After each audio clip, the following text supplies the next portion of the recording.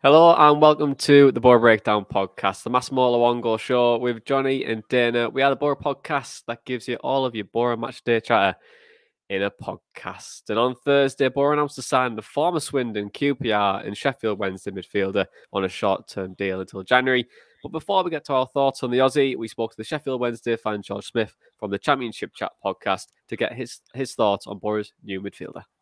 First of all, I think it's only fair to say that Mass was a player that every Wednesday fan wanted to keep at the end of last season. He was a player that, when we looked at the players out of contract towards the end of the season, that we all wanted to keep more than anybody else. He was the heartbeat of the midfield last season for a long time, even though he only made 25 appearances because of injury issues. But Mass was just a Rolls Royce of a footballer, really, at League One level. He was such a good operator of the ball, screened the back four really well, and he just allowed the likes of Barry Bannon and George Byers to venture forward and get on the ball and do their creative side of the game and make things happen.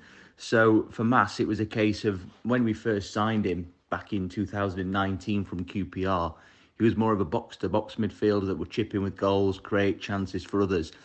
But slowly we transformed him into a defensive midfielder that would sit deep, screen the back four, and just keep things neat and tidy. And he had a really lot of bad luck on the injury front throughout his Wednesday career, really. He only made 70 appearances in 3.5 seasons, so it was a real shame that, we didn't see the best of him consistently. But when he was fit, I would probably consider him one of the best midfielders I've seen in a Wednesday shirt in my lifetime and supporting the club. But for last season specifically, he made 30 appearances in all competitions, but only 25 of those were in the league, and he only chipped in with 1 goal. Got 5 assists, though, which is not bad for a player that tends to have more of a defensive robustness to his game. But he was just the heartbeat of that team. He was so important to us. And as I said earlier on, Barry Bannon, everybody knows what a creative player he is. When MASSIMO LUONGO was in that midfield 3 behind him, it freed him up to get on the ball and create his chances at a premium and do what he does best. So when Mass left at the end of last season, we looked at it and thought it's going to be a real big loss for us, and we were really fearing the worst. But fortunately, we've been able to recruit well in midfield since then. We've probably, on paper now, got the best midfield in League One, so it's not been too much of a hammer blow, even though we would have loved to have kept him. The thing about Mass last season was Wednesday's record with him was far better than when they were without him. As I say, out of the 25 league appearances he made, Wednesday only lost 4 of those, so he was so important in that team, the spine of the team. And Darren Moore, the Wednesday manager, was so keen on utilising his qualities, and he brought the very best out of him, really. But it was just injury issues that plagued him so much. That was the biggest problem with Massimo. He was so injury prone, and he could never get into a rhythm. As soon as he got into a bit of a spell, another problem would strike him down, and it robbed him of his chances. But we did see the most of him between February and the end of the season last year. So he did have a bit of a decent run, but prior to that, it was kind of a stop-start, played 4, out for 4 sort of thing. He was very injury prone, and it was a shame that we didn't see the very best of him more often. But as I say, when he was fit, he was a classy operator. But in terms of what he brings to the table, he'll bring that ability to screen the back four. He'll bring the ability to be neat and tidy in possession. He's got a good range of passing on him. And, he's just such a Rolls Royce classy footballer. He can get on the ball. He'll make things happen. He's kind of the link man between the defence and then the attacking midfield. He's kind of the man that will supply the players that will then get the assist for the forward sort of thing. He's kind of the shuttle between the defence and the forward advanced midfielders. So that's what he'll bring to the table for Middlesbrough. And I think for any championship club, it's a good player to have within the ranks, even if he's only going to prove to be a squad player. He's more than capable of playing at championship level, and I'm really intrigued to see how he gets on. I'll be honest, I'm surprised it took him this long to get a club. Obviously, with the World Cup coming up in a couple of months' time in Qatar, he's obviously got several caps under his belt for Australia. He's an Australian international. He's going to target that World Cup and want to be in the squad. So it may hamper him that he's had to wait so long to get back into football after leaving Hillsborough at the end of May. So it's down to him now to prove his fitness and hopefully get a run in the Middlesbrough side to keep those World Cup chances alive, with not long left to impress the Australia boss to get in their squad for Qatar. But for Boro, I think it's a really astute signing. I think he'll do well under Chris Wilder. Chris Wilder, as we know, has got the ability to, he's got that track record of making players better that he's got under his spell in his squads. He has a tendency to improve players and take them to the next level. And with Mass, I think there is still that capability. He's only 29, turns 30 later this month. I do think he's got it in him to, step up to that next level. And he's proven at championship level in the past. He's played nearly 200 games in the championship. So it's not as if he's new to the league and inexperienced. He's played the bulk of his football in the championship during his career with QPR, a little bit with Sheffield Wednesday as well. So he's no stranger to the championship. He knows the cut and thrust of it and how much of an aggressive league it is. And it's that aggressiveness that he'll bring to the table for Boro. So really intrigued to see how he gets on this coming season. He was immensely popular at Hillsborough. And I think a lot of Wednesday fans will genuinely be keeping an eye on him, because as I say, there was a lot of gutted Owls fans when it came out that he decided to move on and not sign a new contract. Myself included was very disappointed. It was a real shame to see him move on, but it was no great surprise. He deserves championship football for the player he is. And unfortunately, we had to wave goodbye to him. But if we'd have gone up, who knows, we might have been able to keep him. But we wish him well. Hope he does really, really well. But I can see him slotting into that Boro midfield. It'll ease the pressure on Jonny Howson in this sort of role. It'll, give him some competition, something to work for. But we just wish him well, and that's the bottom line of it. It was immensely popular. We loved him. Rolls Royce of a player, and we hope he does really, really well. So for Boro, in my opinion, on a free transfer, it's a really astute signing, and hope he does really, really well for you.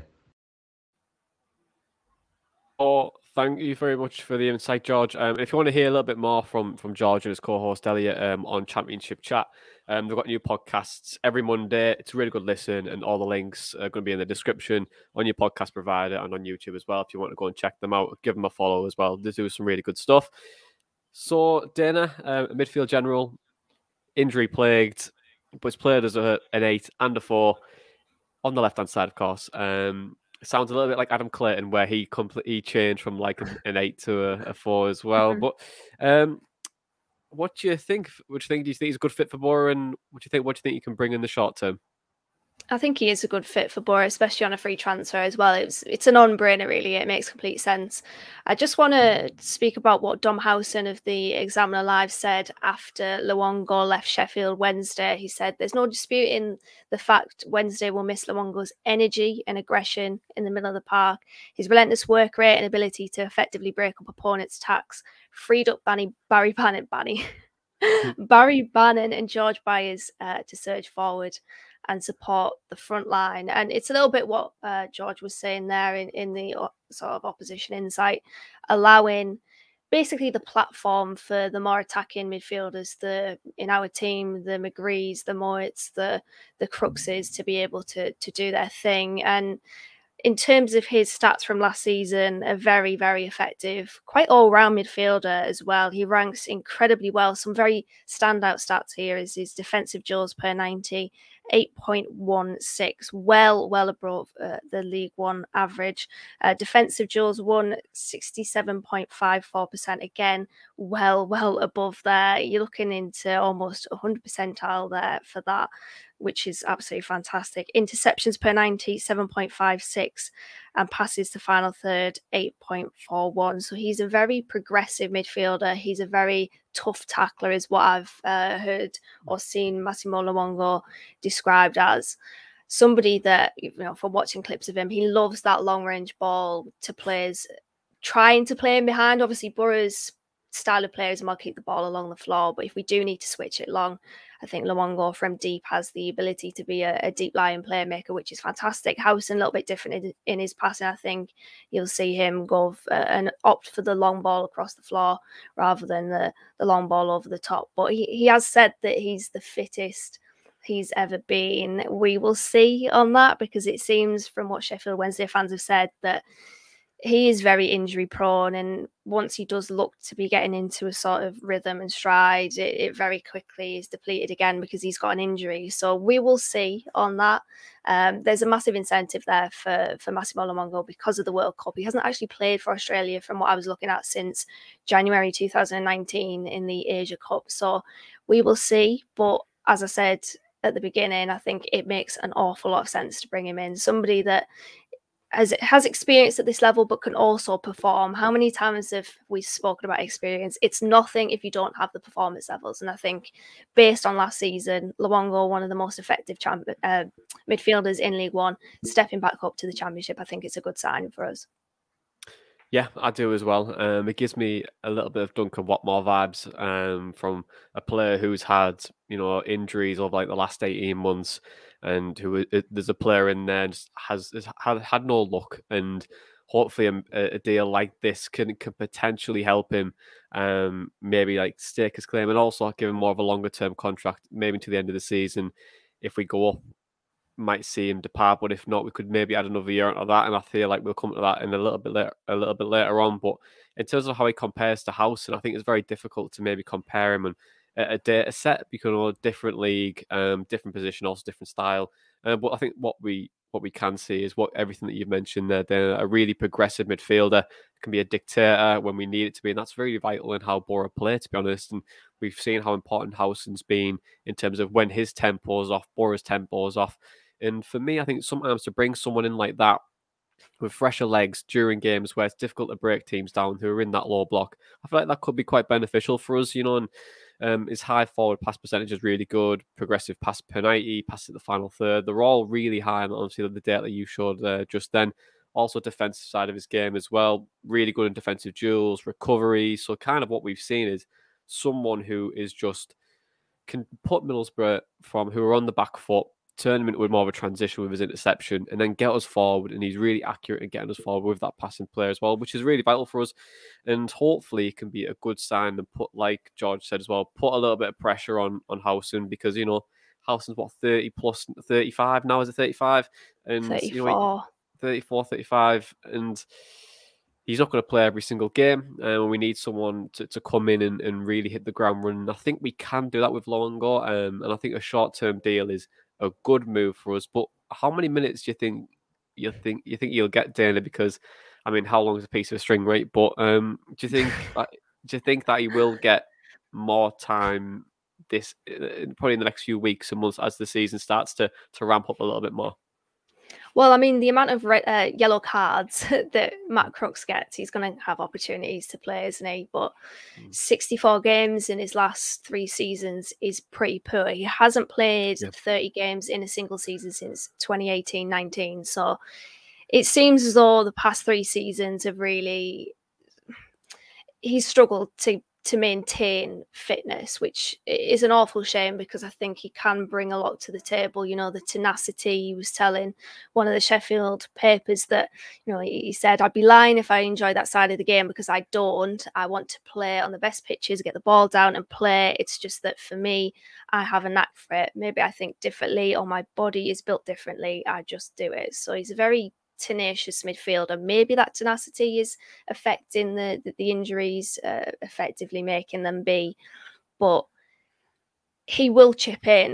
Tom Muldowney on our Telegram chat said this about the defenders, the Dijksteels and the McNairs. It doesn't really matter who is number 1, because the number 2 is probably going to play a few games. The examples that Tom said was Peltier and Bamba last season playing an awful lot of games, more than what we would have assumed, and then Neil Taylor as well. So there's going to be opportunities for LOWDOWN. It's just whether or not he can be available for them. And I'm hoping that he can. Obviously, as I said, he said himself that it's the fittest he's ever been. We will see on that. Yeah, and were you saying there like around is it 64 games he played in 3 seasons? Is that right? 64 games in 3 seasons. So 64 what? That's like 40% maybe of games he's played. So it's like 60% missed in that time. 25, 27, and there was one that was very low. It was like 15 or something. I can't quite remember. Yeah, wait, no, the maths does not check out there. I know, but we'll work it out. We'll work it out. But yeah, I think that the aspect of him missing 60% of games is of course a concern. But we're not bringing him in to be a starter. We are bringing him in to fill a hole and try and get us through until January, where we can maybe bring another body in to replace that. But if not, I feel like LOWDOWN could do well for us. All the stats and data will look at that and be like, yeah, good player. The eye on the player, fans are saying that it's a good signing.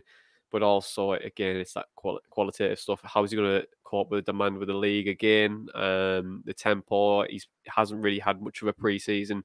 So it's going to be interesting to see how he fits in and beds in to this team. But if you think he does well, Dan, do you think it's going to be like a 1-year deal maybe to the end of the season? Or do you think Boro could maybe opt to do something just to keep it short and sweet, and then maybe look to something in the window? Well, Craig Johnson made a good point on the last podcast about Frank Onyenka, and Boro might go back in for him in January. I feel like that depends on Luongo, to be honest. We still need options in midfield regardless, and Luongo could probably play that more attacking advanced midfielder in, Crooks's position, for example, but it very much depends on how he plays. But we will see. Hopefully he can be a successful signing for us, because I think he is a good fit. But we will see. I think it's very much dependent on his success, really. If he does well, then he will get that contract. A bit like Watmore, you mentioned him earlier. Watmore earned that contract, so it's really down to Luongo. And by the way, on the appearances, I will put it out there, I am not a maths person. It was 25 in 21-22, 12 appearances the season before, and then 27 the season before that. So I wasn't that far off. Yeah, you were going off memory rather than maths. Yeah, I think you're like 3 or 4. I think you said 15 instead of 12. But either way, I think that's still a good memory to smash it out. But yeah, so overall, D, happy with the signing. Think it's a good move, and we can look to maybe see him on Tuesday. Yeah,